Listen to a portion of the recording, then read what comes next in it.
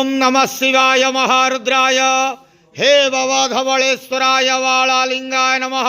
दीपं यदि परम ब्रह्म दीपं यदि जनार्दनः दीपाहरतु मे पापो पूजा दीप नमस्तुते। अहे धवलेश्वराय वालालिंगाय नमो नमः।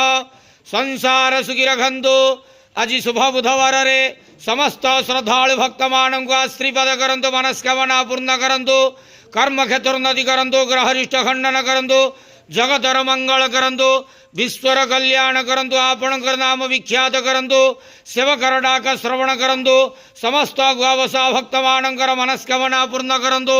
जो जो भक्त माने आपणक पाखरे मानसिक रखिछंती तांका मानसिक पूर्ण करंतु। धवलेश्वराय वालालिंगाय नमो नमः। संसार सुखी रखंतु आनंदे के वार हरि बोलो। आज शुभ बुधवार रे समस्त श्रद्धालु भक्त मानक श्रीपद करंतु आनंदे के वार हरि बोल।